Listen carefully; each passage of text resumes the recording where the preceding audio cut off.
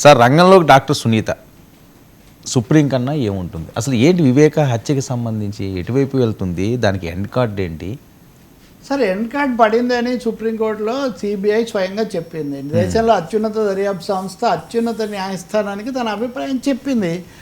ఇప్పుడు ఇది ఎవరికైనా రాజకీయంగా నచ్చవచ్చు నచ్చకపోవచ్చు, వాళ్ళ అభిప్రాయాలు ఉండొచ్చు, లేదా పలానా ఎక్స్ చేశారు వై చేశారు వాళ్ళకు ఉండొచ్చు.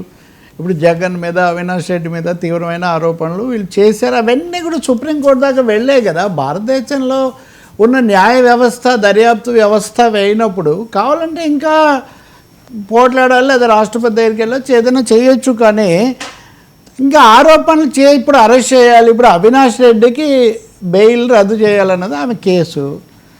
సుప్రీంకోర్టు అడిగింది. ఇప్పుడు సుప్రీంకోర్టులో సిబిఐ మా దర్యాప్తు అయిపోయింది అన్న తర్వాత మీరు మళ్ళీ అవినాష్ రెడ్డిని తప్పకుండా అదుపులోకి తీసుకొని విచారించండి అని సుప్రీంకోర్టు చెప్పడం సాధారణంగా జరగదని నేను అనుకుంటున్నా. రాజకీయంగా పోనీ చంద్రబాబు నాయుడు గారు తర్వాత చాలా రోజులు అధికారంలో ఉన్నారు కదా, ఆ ప్రభుత్వం ఉండగా చివరి రోజుల్లో దాదాపు ఈ పరివర్తన దశలో హత్య జరిగింది. కాబట్టి న్యాయ పోరాటాలు అన్నీ కూడా చేయొచ్చు, దానికి ఏముంది. కానీ బాధపడ్డం ఆవేశపడ్డం ఎవరో కారణం అనడం వల్ల మటుకు అది ఎలా సాధ్యం అవుతుంది? వ్యవస్థలు ఇంత కేంద్రంలో ఉన్నారు, ఇప్పుడు చంద్రబాబు ప్రభుత్వంలో ఉన్నారు భాగస్వామిగా, రాష్ట్రంలో బీజేపీ ఉంది, డాక్టర్ సునీత లాంటి వాళ్ళకి సన్నిహితంగా కూడా వాళ్ళు ఉన్నారు, అంటే శ్రేయోభిలాషులుగా ఉన్నారు. అంతకుముందు ఉన్న ముఖ్యమంత్రి ఆమెకు స్వయాన సోదరుడు.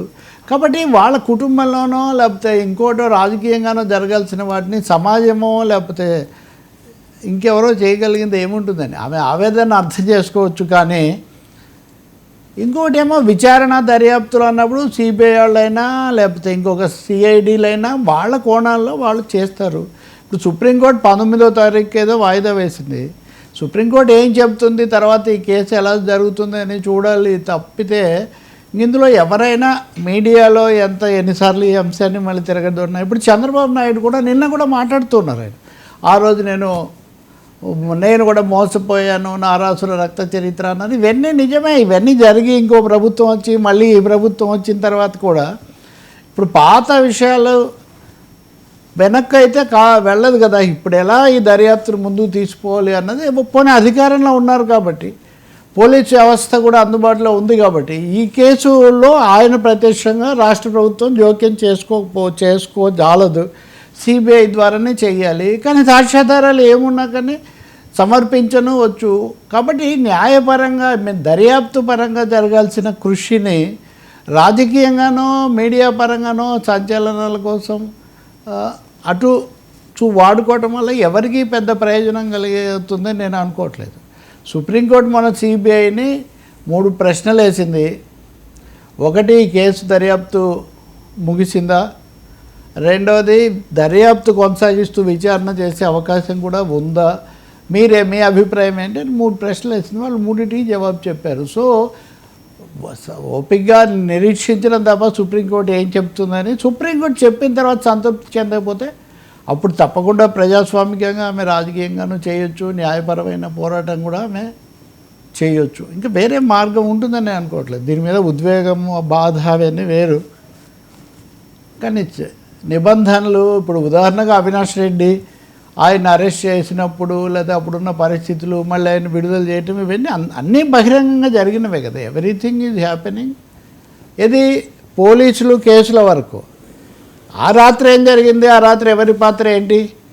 ఇప్పుడు ఉదాహరణగా ఆమె కూడా మొదట్లో నమ్మాను, నేను కూడా చంద్రబాబు నమ్మాడు అన్నారు, ఓకే. కానీ ఈమె కూడా నమ్మారు. ఎలా ఈమె పేరు వాళ్ళ భర్త పేరు వచ్చింది. వాటిని కూడా కోర్టులే కదా చెప్పాలి. కాబట్టి వాళ్లను నిందితులు అంటాం కాదు ఇక్కడ సమస్య.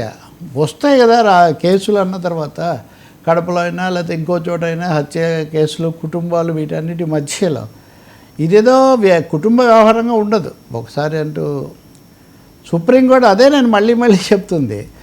ఎవరికైనా ఏదైనా ఫిర్యాదు ఉంటే పైకి వెళ్తారు. ఇంకా చాలా పైకి వెళ్ళి 1-2 సార్లు విచారించి ఆంధ్రప్రదేశ్ హైకోర్టులో ఉంటే న్యాయం జరగదు కాబట్టి తెలంగాణ హైకోర్టుకు దాన్ని మార్చి తెలంగాణ హైకోర్టులో కూడా జస్టిస్ లక్ష్మణ్ లాంటి వాళ్ళు చాలా వివరంగా మాట్లాడారు అప్పట్లో. కాబట్టి ఇప్పుడు ఆమె నేను చెప్పారు కొంత బాధగా అవన్నీ ఇంతకుముందు కూడా ఆమె చెప్పినటువంటి అంశాలే.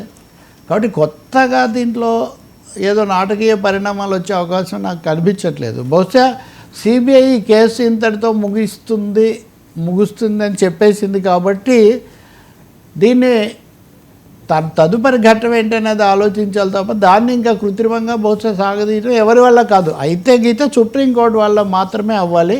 కానీ ఆ సుప్రీంకోర్టు కూడా మళ్ళీ ఆ సిబిఐకే అప్పగిస్తుంది, ఉన్నది సిబిఐయే కాబట్టి. అందువల్ల ఇందులో తదుపరి పరిణామాలు తీవ్రంగా ఉండే అవకాశాలు చాలా తక్కువగా ఉన్నాయి. సార్ చాలా కేసులు ఇట్లా అవుతుంటాయండి, దేశాధినేతల కేసులే అనేక సందర్భాల్లో ఒక దగ్గరికి వచ్చి అవి ఆగిపోతుంటాయి.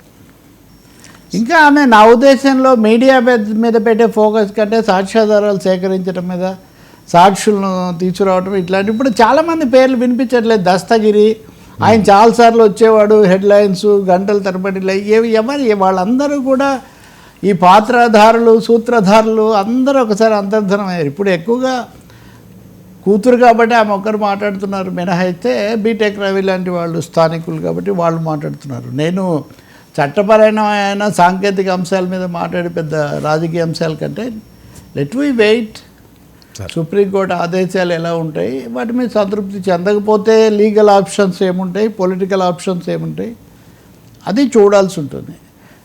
మీడియాలో అంటారా, ఆ రోజు దానికి సంబంధించి ఒక అంశం హైలైట్ అవుతుంది, దేర్ ఇస్ ది మ్యాటర్.